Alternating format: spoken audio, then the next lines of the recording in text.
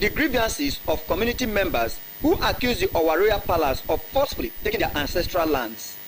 Chief Uzo, while acknowledging the deep concerns expressed by the people, emphasized the need for calm and constructive dialogue, stressing that Governor Sheriff Oborevwori remained committed to peace and unity across the state and assured the aggrieved parties that the government would bring all stakeholders, including the Royal Palace, to the negotiation table to find a lasting solution to the issue. So, we don't hear. Yeah? We'll handle the matter. We'll address the matter the way everybody mind will come down. I'm very happy that I hear from the prince. He said the grandfather is the 13th to do of. We have had it. We will look at the matter. Yeah? We will look at the matter.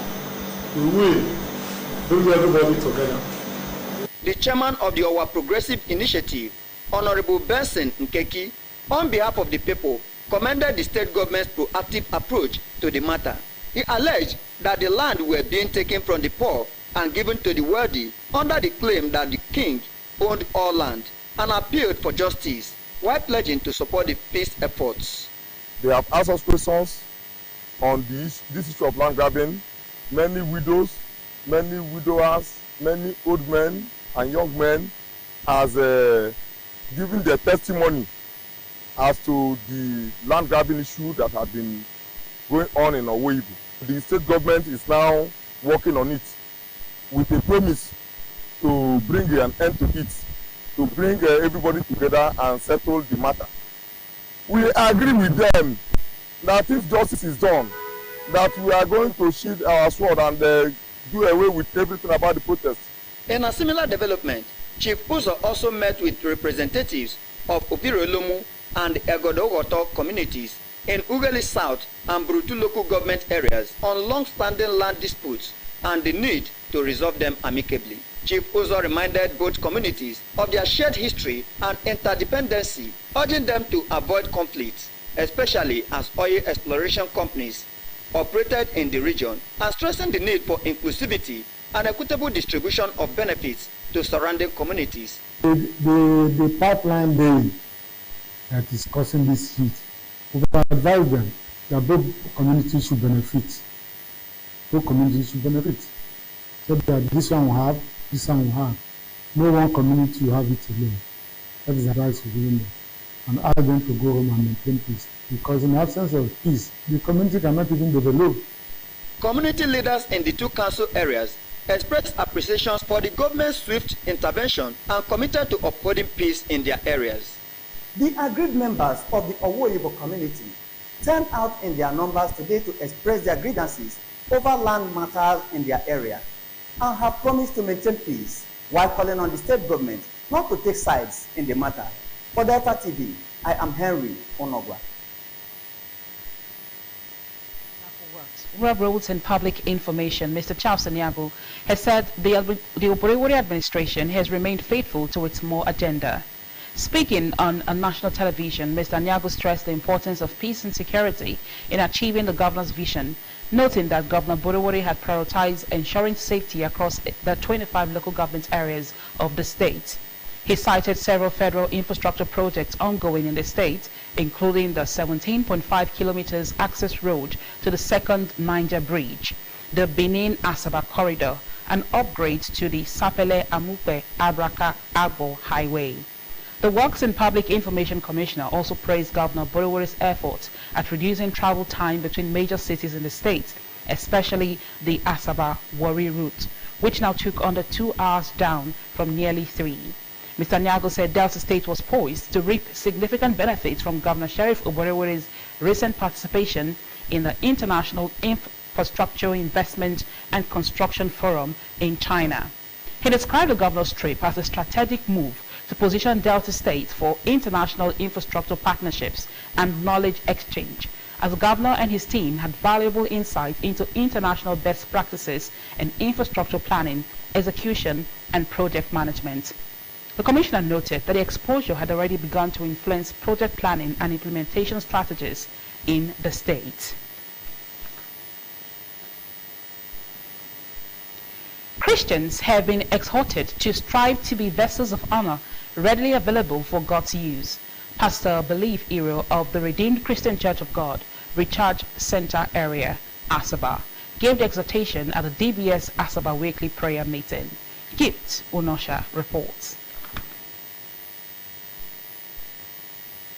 Pastor Iro in his sermon drew lessons from the book of 2 Timothy chapter 2 verse 19, emphasized that God knew those who were his and that everyone who professed to be a follower of Christ should shun evil in all its forms as God's ambassador. He added that as vessels unto honor or ambassadors of God, believers must groom themselves to the word of the Lord and be ready to be used as God's instruments.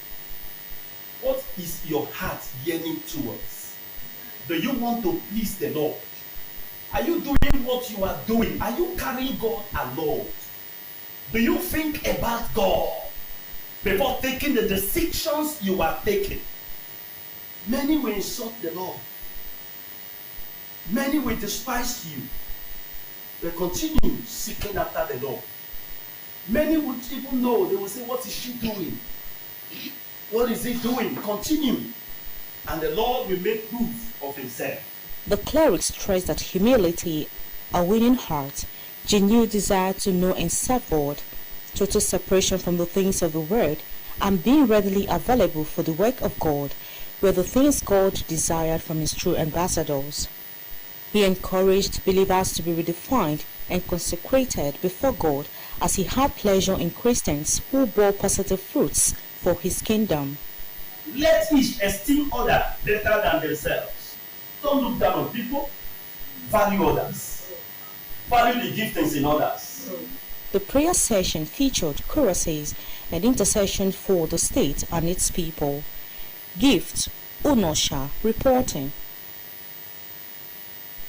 Speaker of the State House of Assembly, the National Treasurer, Conference of Speakers of State Houses of Assembly, the Right Honorable Emomotini Dennis Guo, has called for greater commitment of stakeholders to advancing Nigeria. Right Honorable Guo stated this during the second anniversary Thanksgiving service of the 10th Assembly of the Benue State House of Assembly in Makurdi, the Benue State capital. The Speaker, who was a special guest at the occasion, said critical stakeholders, including state houses of assembly, must stand together for national unity and development, expressing satisfaction that democracy has come to stay in Nigeria. He congratulated his colleague in the Benue State House Assembly, Right Honorable Hyacinth Dajo, principal officers and members of the House, on the successful session of the 10th Assembly and for their decision to appreciate God. The Right Honorable Guo, who was adorned in Tiv national traditional attire in commemoration of the visit, wished the Benue State Assembly continued success and impact in the next legislative session of the House. Alluding to the recent spate of violence in that state, he condemned violence in all its forms and called for a stop to such sad incidents, even as he prayed God to comfort families of those who lost their lives and to restore permanent peace, law and order in the state. The Speaker was accompanied by the member representing Ughelli South constituency in the House, Honorable Festus Otwama.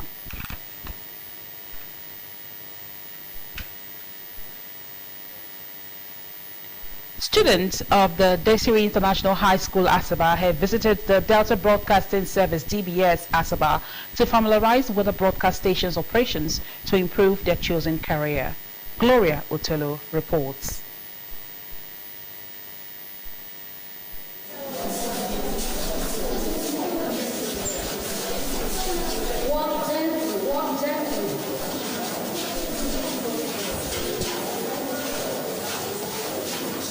The students, accompanied by their teacher, Mr. Samuel Omotese, were taken on a guided tour of the station's operational areas, including the TV and radio newsrooms, studios, transmitter, and editing suites.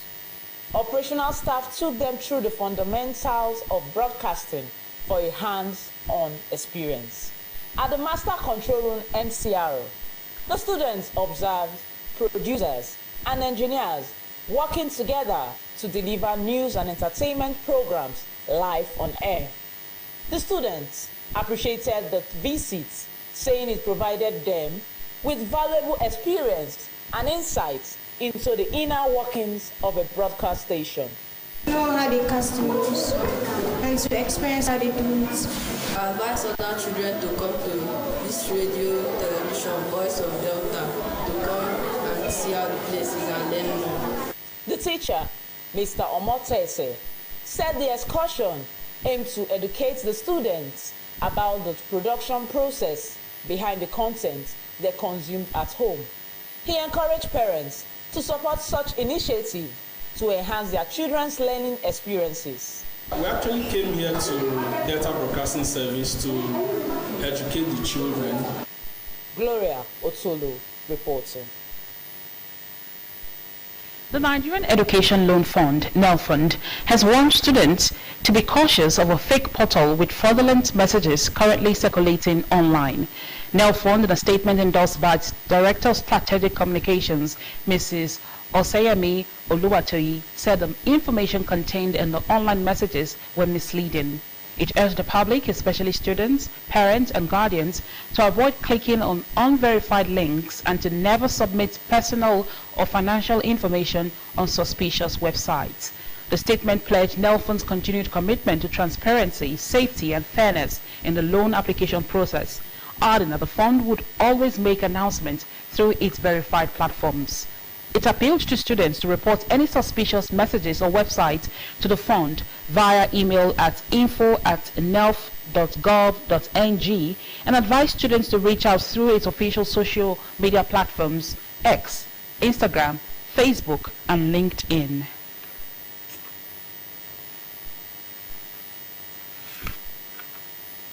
The federal government has said plans are ongoing to begin manufacturing boats in the country to phase out rickety vessels and curb the incidence of mishaps. The Executive Secretary of the Nigeria Shippers Council, NSC, Mr. Pius Akuta, disclosed this to newsmen in Abuja. He said the Ministry of Marine and Blue Economy and the Nigerian Inland Waterways Authority, NIWA, were working to minimize accidents on the inland waterways, adding that the minister, Mr. Adeboyega Oyetola, was leveraging the knowledge, experience and expertise of staff of the ministry to brainstorm ideas to transform the marine sector and enhance safety. Mr. Akuta said with the inauguration of the Marine and Blue Economy Policy, measurable development will be recorded within the next year, especially regarding boat accident control. He lauded the government's initiative of distributing life jackets across states, while urging boat users to ensure the usage of the jackets for their own safety and calling for the establishment of a coastal guard to support boat users with proper water navigation, especially at night. The NSC official said the council was supporting the government's economic policies to make an impact in the port sector, adding that it was in synergy with public and private stakeholders across the port to improve and sustain development in the sector.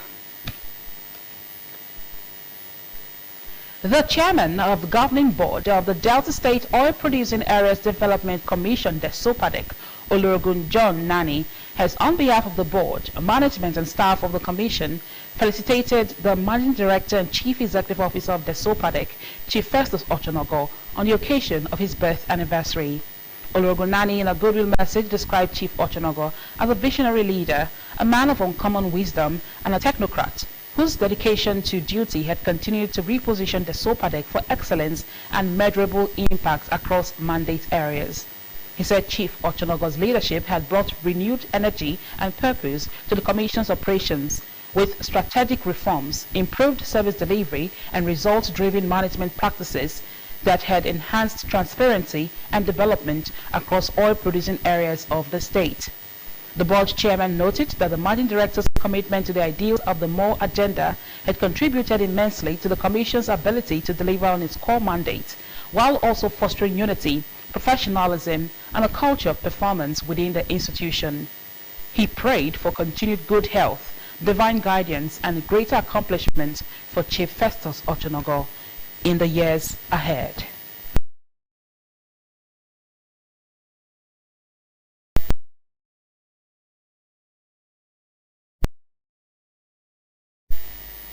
Under the State's Violence Against Persons Prohibition (VAP) law, The command, in a warning on X handle yesterday, explained that persons found guilty of indecent dressing risked a fine of 50,000 naira or a sentence of community service.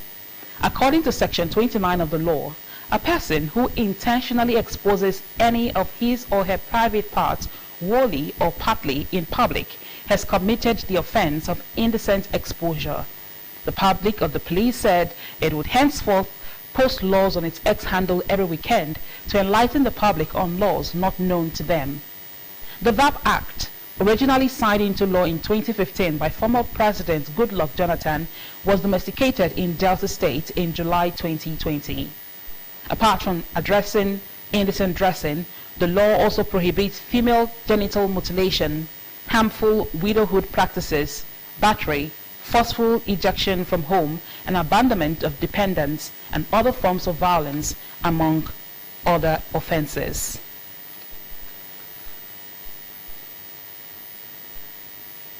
The Federal High Court in Abuja today granted the suspended senator representing Kogi Central Senatorial District, Natasha Akpotu-Uduaghan, bail on self-recognition. Mrs. Akpotu-Uduaghan was arraigned on a 6-count charge bordering on alleged cybercrime, to which she pleaded not guilty to. The senator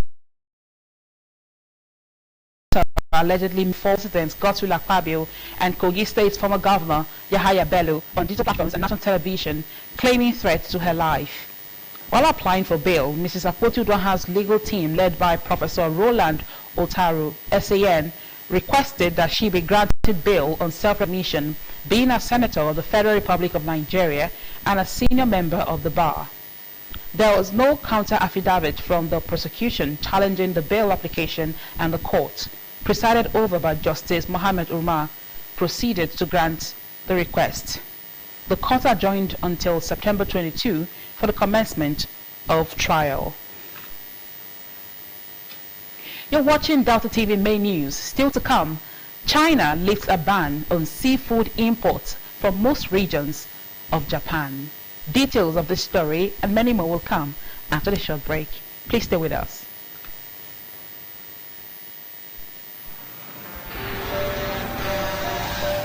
If tanker wey carry fuel fall or pipe wey carry fuel for underground burst, wetin you go do? You go begin bail fuel put for your bucket, or you go run comot far for where the fire go soon come. Na only small time you get to take this wise decision. Waka comot, no, that one no dey enough. Shift, no, that one no dey enough. Stay there dey gist and take pictures with your phone. That na madness. Run, yes, run comot. Yes, your life depend on wetin you do. The fire go come at once and you no go fit control am. Why? Petrol dey catch fire easily. Why? Na just small spark go start big fire. So no stay there dey think. Run comot quick to save your life. No throw away your life away because of say you wan pack petrol. Take this advice. This informate na from Public Enlightenment Office, Delta Broadcasting Service, Asaba.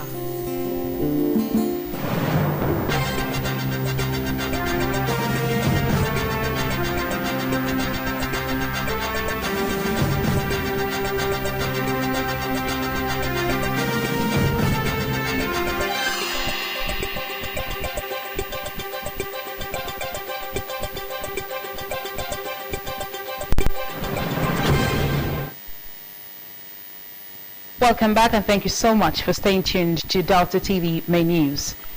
Now to news around the world. China has lifted a ban on seafood imports from most regions of Japan, which was imposed 2 years ago due to concerns over the release of treated wastewater from the Fukushima nuclear plant. Beijing said it would conditionally resume the import from Japan, with the exception of 10 of the country's 47 prefectures, including Tokyo and Fukushima. The China's General Administration of Customs said samples collected